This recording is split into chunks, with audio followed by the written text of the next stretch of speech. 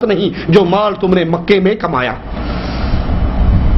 عبد الرحمن سے بیوی بھی چھن گئی، اولاد بھی چھن گئی، مال بھی چھن گیا، تنے تنہا یکتا اللہ کے رسول صلی اللہ علیہ وسلم کے پاس پہنچ گئے۔ آقا پوچھتے ہیں عبد الرحمن کیسے آنا ہوا؟ کہ اللہ کے نبی مال بھی چھن گیا، اولاد بھی چھن گئی، بیوی بھی قربان کر دی، سب کچھ قربان کر کے ایک ایمان کو بچا کر آپ کے پاس آیا ہوں۔ کہا اگر عبد الرحمن تیرا ایمان بچ گیا تو تیرا کچھ بھی نہیں گیا، سب کچھ بچ گیا۔ یہ وہی عبد الرحمن جب اس کے سامنے اللہ کا دین اور دنیا کی تمام رعنائیاں ان کا مقابلہ ہوا، انہوں نے دنیا کی چیزوں کو چھوڑ کر ایمان کو سینے سے لگایا۔ اور پھر وہ وقت بھی آیا، عائشہ رضی اللہ تعالی عنہا مدینے میں دیکھتی ہیں کہ زمین تھر تھرا رہی ہے مدینے کی، پوچھتی ہیں زمین میں آج دھمک کیسی ہے؟ جواب ملتا ہے عبد الرحمن ابن عوف کا تجارتی قافلہ، اتنا بڑا قافلہ اونٹوں کا آیا ہے کہ وہ اونٹ جب زمین میں پاؤں مارتے ہیں اس کی وجہ سے زمین تھر تھراتی ہے۔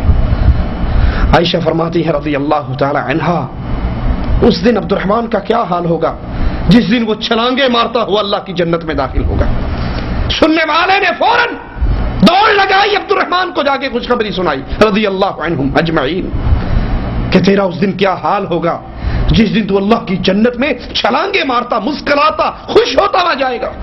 عبد الرحمن قافلے کو چھوڑتے ہیں، مومنوں کی ماں کے پاس آتے ہیں، کہتے ہیں آپ نے یہ بات کہی؟ کہا ہاں میں نے کہی، اور میں نے تیرے رسول سے سنا، رسول اللہ صلی اللہ علیہ وسلم نے فرمایا عبد الرحمن کا کیا حال ہوگا جس دن عبد الرحمن اللہ کی جنت میں چھلانگے مارتا اور دوڑتا ہوا داخل ہوگا۔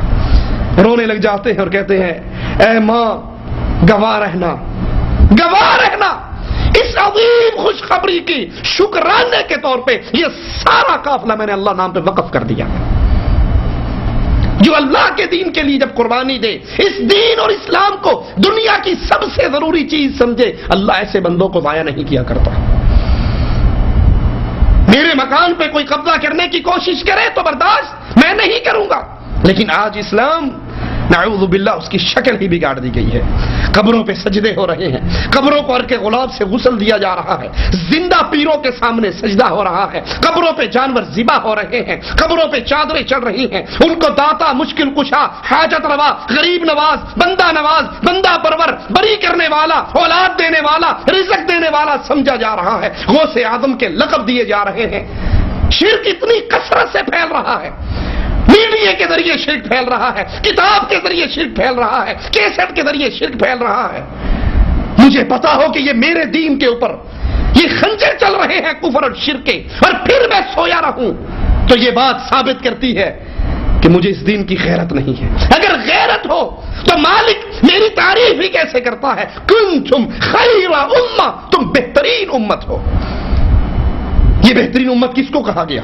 سوچئے اللہ کے لیے، اس قرآن کی اس آیت پر غور کیجئے، کنتم خیر امہ کس کو کہا گیا؟ کیا ان کو جنہوں نے اللہ کے مقابلے پر علی کو مشکل کشا سمجھا؟ کیا ان کو جنہوں نے رسول اللہ کے مقابلے پر 12 امام معصوم بنا لیے؟ کنتم خیر امہ کا خطاب کیا ان سے ہے جو قبروں پہ سجدہ کرنا، قبروں کا طواف کرنا، قبروں پہ نظریں دینا، قبروں پہ نیازیں دینا، مردوں کو پکارنا، مردوں کو داتا سمجھنا، جن کا دین یہ ہے؟ کیا اللہ ان کو کہہ رہا ہے تم بہترین امت ہو؟ کیا ان کو کہہ رہا ہے جنہوں نے محمد کریم صلی اللہ علیہ وسلم کے نام کو بڑا اعلیٰ جانا لیکن آپ کی بات کو اعلیٰ نہ جانا، آپ کی بات کے مقابلے پہ کہا نہیں اس کو چھوڑ دو؟ ہمارے بزرگ یہ فرماتے ہیں، ہمارے شیخ یہ فرماتے ہیں، ہمارے امام صاحب کا یہ مذہب ہے۔ کیا ان کو کہہ رہا ہے؟ اللہ کہہ رہا ہے کنتم خیر امہ، تم بہترین امت ہو۔ یہ خطاب صرف اہل سنت والجماعت سے ہے، یہ خطاب صرف اہل حدیث سے ہے، جس کے ایک ہاتھ میں اللہ کی کتاب ہے، دوسرے ہاتھ میں محمد کریم کا فرمان ہے۔ یہ ان سے خطاب ہے۔ اے اہل ایمان، اے مواحدو، تم بہترین امت ہو۔ تمہیں پیدا کیوں کیا گیا؟ اخرجت للناس، تمہیں لوگوں کی ہدایت کا سامان بنا کر پیدا کیا گیا۔ تم کرتے کیا ہو؟ نماز تو لوگ بھی پڑھتے ہیں، تم بھی پڑھتے ہو، روزہ لوگ بھی رکھتے ہیں، تم بھی رکھتے ہو، حج لوگ بھی کرتے ہیں، تم بھی کرتے ہو۔ تمہارا خاص وصف کیا ہے؟ تأمرون بالمعروف، تم نیکی کا حکم دیتے ہو، اور سب سے بڑی نیکی اللہ کی توحید کی دعوت دینا ہے۔ کائنات کی نیکیوں میں عظیم ترین نیکی لا الہ الا اللہ کی دعوت ہے۔ میں اپنے بات سے نہیں کہہ رہا، میں جذبات میں نہیں کہہ رہا، رسول اللہ صلی اللہ علیہ وسلم کا فرمان ہے، قیامت کے دن ہوگا ایک شخص آئے گا جس کی گناہوں کے بڑے بڑے رجسٹر، ایک روایت میں 70 دور تک پھیلے ہوئے گناہ، وہ کہے گا اللہ میں مارا گیا، مالک کہے گا تیرے ساتھ نا انصافی نہیں ہوگی، وہ کہے گا میں جانتا ہوں نا انصافی کیا، نیکیوں کا پلڑا خالی اور گناہوں کے پلڑے بھرے ہوئے، میں مارا گیا۔ جب ترازو لگے گا سارے گناہ ایک پلڑے میں اور نیکیوں کے پلڑے میں ایک چھوٹی سی پرچی جس پہ لکھا ہوا ہوگا لا الہ الا اللہ۔ یہ مشرک نہیں تھا، یہ مواحد تھا، اس نے سجدہ جب بھی کیا اللہ کو، جب بھی مدد کے لیے نعرہ لگایا تو یا اللہ مدد، پکارا تو اللہ کو، حاجت روا اللہ کو سمجھا، مشکل کشا اللہ کو سمجھا۔ عبادت کی ساری قسمیں، وہ محبت ہو، وہ توکل ہو، وہ خوف ہو، وہ امید ہو، وہ عنابت ہو، وہ ساری اللہ کے لیے خاص کی۔ یہ نظر بھی اللہ کے نام کی دیتا، اس کی دکان پہ آ کر کوئی ہزار بار کہہ دے نظر اللہ نیاز حسین، اس نے اس کے کشکول میں کبھی کچھ نہیں ڈالا۔ یہ دیتا بھی اللہ نام کا، یہ محبت بھی اللہ کے لیے کرتا، یہ نفرت بھی اللہ کے لیے کرتا، یہ حاکم بھی اللہ کو مانتا، یہ قانون ساز بھی اللہ کو مانتا، یہ نظام اتارنے والا بھی اللہ کو مانتا۔ کسی قومی اسمبلی کو قانون ساز ادارہ نہ مانتا کہ قانون سازی تو اللہ نے کر دی، بندوں پر اللہ کے اتارے ہوئے قانون پر عمل کرنا فرض ہے، خود قانون بنانا انسان کا کام نہیں ہے۔ یہ مواحد تھا، چھوٹی سی پرچی لا الہ الا اللہ کی، اس کے نیکیوں کے پلڑے میں آئے گی، سارے گناہ ہلکے پڑ جائیں گے، یہ پرچی بھاری ہو جائے گی اور یہ اللہ کی جنت میں داخل ہو جائے گا۔ تأمرون بالمعروف، تم نیکی کا حکم دیتے ہو، وتنہون عن المنکر، برائی سے روکتے ہو، یہ کام خاص مواحدوں کا کام ہے۔ امت محمدیہ کو اللہ نے پیدا ہی اس لیے کیا، مواحدین کی جماعت کو اللہ نے پیدا ہی اس لیے کیا، وہ نیکی کا حکم دیں اور پھر برائی سے روکیں۔ اسی لیے صحیح مسلم کے اندر ابو ہریرہ رضی اللہ عنہ وارضاہ سے یہ روایت موجود ہے۔ اس پہ ملتا کیا ہے، اس کا انعام کیا ہے، اس کا رزلٹ کیا ہے؟ ابو ہریرہ فرماتے ہیں ان فی الجنت حورا، جنت کے اندر ایک حور ہے، یقال لها عینا، جس کا نام عینا ہے۔ جب وہ چلتی ہے اس کی 70,000 خوبیاں اس کے حسن میں اضافہ کرتی ہوئی اس کے دائیں طرف چلتی ہے، اس کی 70,000 خوبیاں اس کے بائیں طرف چلتی ہیں، اور وہ زبان سے ایک آواز لگاتی ہے، مبارکباد کے مستحق ہیں جس کے لیے وہ آواز لگا رہی ہے، اللہ ہمیں بھی ان خوش نصیبوں میں شامل فرما دے۔ کہتی کیا ہے؟ انا للآمر المعروف والناہی عن المنکر، اللہ نے مجھے پیدا کیا ہے اس شخص کے لیے جو نیکی کا حکم دیتا ہے اور برائی سے روکتا ہے۔ اس سے بڑا کوئی رزلٹ، جنت کی بھی خوشخبری، جنت کی عظیم ترین نعمتوں کی خوشخبری ہے۔ مجھے اللہ نے اس کے لیے پیدا کیا جو برائی دیکھنے کے بعد یہ نہیں کہتا اس نے اپنی قبر میں جانا ہے، میں نے اپنی قبر میں جانا ہے، اس نے اپنا حساب دینا، میں نے اپنا حساب دینا۔ آپ نے انڈیا پاکستان میں ایک منظر دیکھا ہوگا، صبح صبح موٹر سائیکل پہ بائک پر لوگ ناشتہ لینے کے لیے گھر سے نکلتے ہیں، چونکہ موٹر سائیکل رات کو کھڑا کرتے ہیں تو اس کی ہیڈ لائٹ جل رہی ہوتی ہے نا، اب صبح کسی کو احساس ہی نہیں ہوتا کہ ہم لائٹ بند کر لیں، اکثر نہیں پتہ لگتا۔ بائک پہ آ رہا ہے دہی لینے کے لیے، ناشتہ لینے کے لیے، اس کی ہیڈ لائٹ جل رہی ہے، حالانکہ اس لائٹ جلنے کی ضرورت اب نہیں ہے، سورج نکل رہا ہے، صبح ہو گئی ہے، روشنی پھیل گئی ہے۔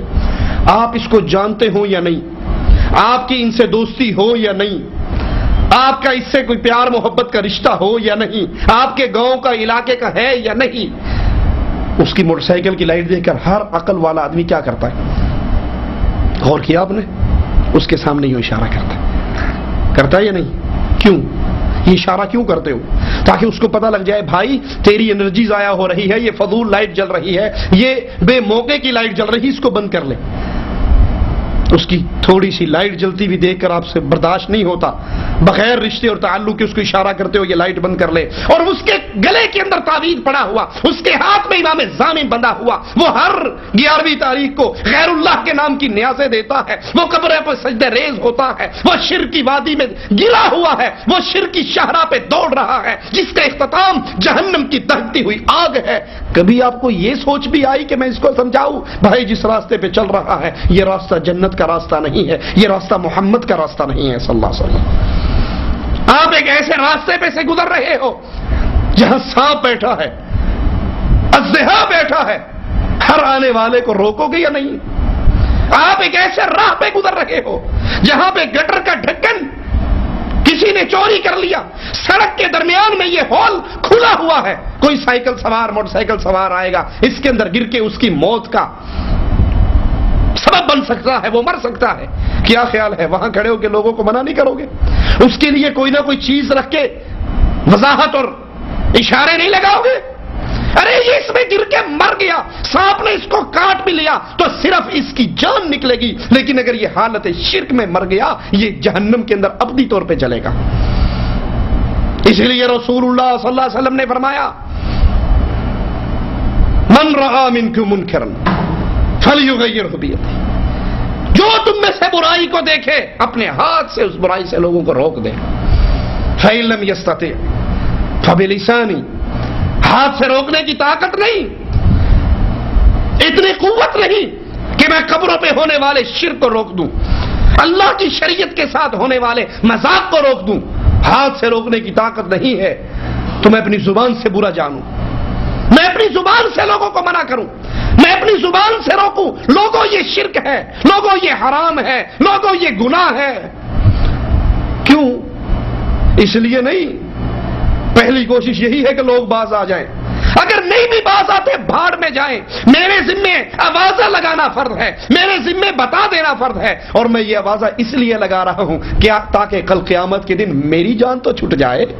میں تو اللہ سے کہوں اللہ میں نے تیرا لگایا ہوا کام پورا کر دیا تھا، میں نے ان کو بتا دیا تھا، کسی کا ہاتھ آپ کے گریبان میں نہ آئے. اور یاد رکھنا یہ گریبانوں میں ہاتھ پڑیں گے قیامت کے دن.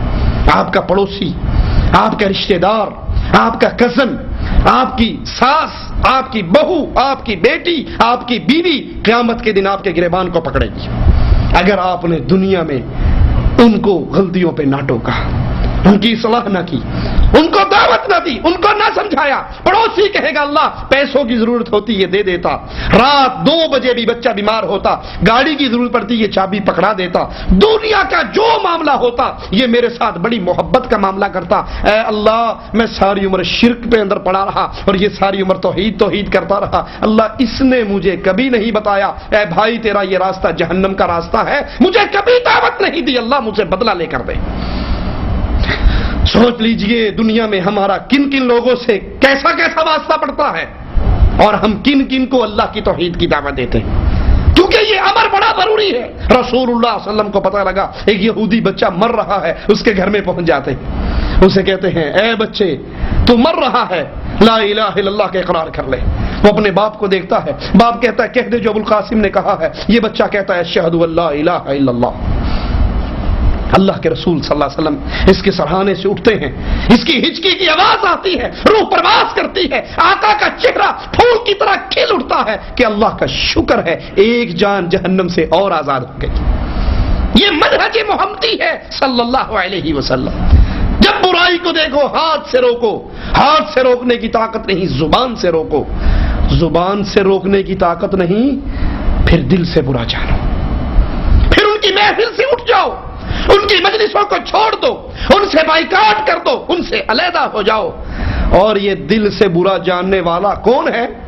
جنت کے اعلی درجے پہ پہنچ جائے گا؟ نہیں، ذالک اضعف الایمان، یہ سب سے چھوٹے درجے کا مومن ہے، یہ کمزور ترین ایمان والا ہے جو برائی کو دیکھ کے نہ ہاتھ سے روکے نہ زبان سے روکے، صرف اپنے دل میں جانے برا جانے اور اس مجلس سے اٹھ جائے. یہ کمزور ترین ایمان والا ہے، یہ عظیم ترین ایمان والا نہیں ہے. عظیم ترین ایمان والا کون ہے؟ جو توحید کی دعوت کو عام کرے، جو شرک کی دعوت کو ہاتھ سے روکے، ہاتھ کی طاقت نہ ہو تو زبان سے روکے. جس طرح شر کی قوتیں پھیل رہی ہیں اسی طرح خیر کی قوتیں پھیلے. اپنا معاملہ اللہ کے ساتھ صاف کرنے کے لیے آپ نے دیکھا نہیں جب اندھیری چلتی ہے انڈیا پاکستان میں، آپ نے سائیکل چلانے والے کو دیکھا ہو، جب تیز ہوا مخالف سے آ رہی ہو اور یہ سائیکل چلا رہا ہو، یہ سائیکل سوار پھر کیا کرتا ہے؟ یہ بیٹھ کے نہیں چلاتا، جتنی تیز اندھیری چلتی ہے نا یہ کھڑا ہو جاتا ہے، گدی کے اوپر کھڑا ہو کے پھر زور لگاتا ہے. کیوں؟ مخالفت زیادہ ہے تو زور بھی زیادہ لگتا ہے. آپ نے اندھیری میں پرندوں کو اڑتے ہوئے نہیں دیکھا؟ کوا جب اڑتا ہے اور اندھیری چل جائے تیز ہوا ہو تو پرندہ کبھی پر بند کرتا ہے، کبھی کھولتا ہے، کبھی غوطہ لگاتا ہے، کبھی اوپر چڑھ، کیوں؟ وہ اس شدت